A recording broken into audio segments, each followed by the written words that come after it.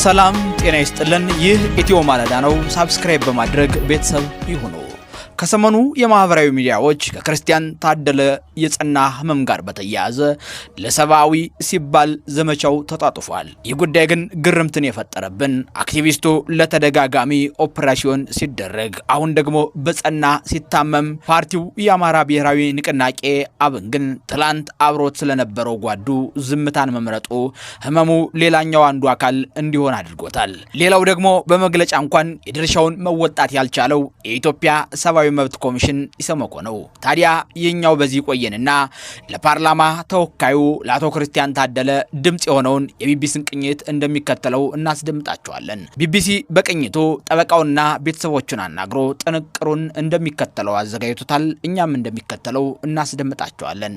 በስር ላይ የሚገኘው የህዝብ ተወካዮች ምክር ቤት አባሉ አቶ ክርስቲያን ታደለ በጠና መታመማቸውን ቤተሰቦቹና ጠበቃው ለቢቢሲ ተናግረዋል።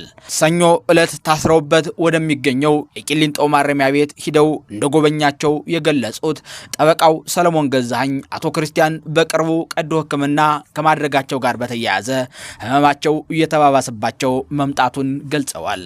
የአቶ ክርስቲያን ታደለ አንድ ቤተሰብም አቶ ክርስቲያን ከወራት በፊት በመቅረጽ ሆስፒታል ቀዶ ሕክምና ማድረጋቸውና በቂ ክትትል ሳይደረግላቸው ወደ ማረሚያ ቤት እንዲመለሱ መደረጋቸው አሁን ላሉበት ሁኔታ እንዳበቃቸው ተናግረዋል።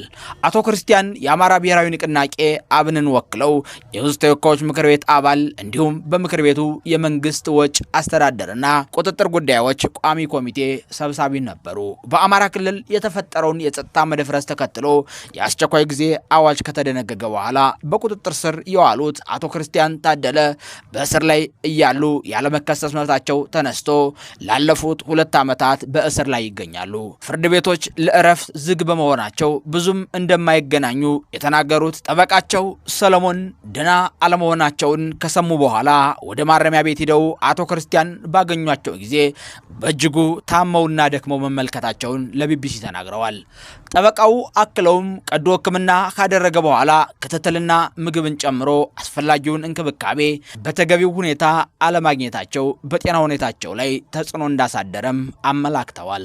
አቶ ክርስቲያን ከወራት በፊት ቀዶ ሕክምና ተደርጎላቸው እንደነበር ቤተሰቦቻቸውና ጠበቃቸው የገለጹ ሲሆን በወቅቱ በተገቢው ሁኔታ ክትትል አግኝተው ሳያገግሙ ወደ እስር ቤት እንዲመለሱ ተደርገዋል ሲሉ ቤተሰቦቻቸው ለቢቢሲ ቅሬታቸውን አስደምጠዋል።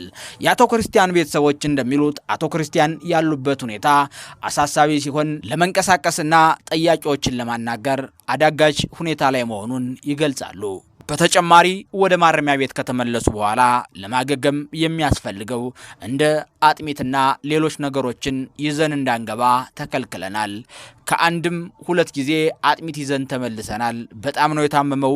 በስርዓት እንኳን ቁሞ ያናግረንም ያሉት ደግሞ የቤተሰብ አባል የሆኑት አቶ ክርስቲያን ሕክምና እንዲያገኝና ያሉበት ሁኔታ እንዲሻሻል የሰብአዊ መብት አካላት የሰብአዊ መብት ጥሰት እየተፈጸመባቸው ነው ያሏቸው እስረኞችን እንዲጎበኙም ጠይቀዋል። አቃቢ ሕግ የህዝብ ተወካዮች ምክር ቤት አባል የሆኑት አቶ ክርስቲያን ታደለና ሌሎች ግለሰቦች ላይ ክስ የመሰረተው ከ1 ዓመት በፊት በመጋቢት ወር 2016 ነበር። አቶ ክርስቲያን የወንጀል ሕጉንና የሽብር ወንጀልን ለመቆጣጠርና ለመከላከል የወጣውን አዋጅ በመተላለፍ የተፈጸመ ወንጀልና የጦር መሳሪያ አስተዳደርና ቁጥጥር አዋጅን በመተላለፍ ክስ ቀርቦባቸው ጉዳያቸውን በፍርድ ቤት እየታየ ይገኛል።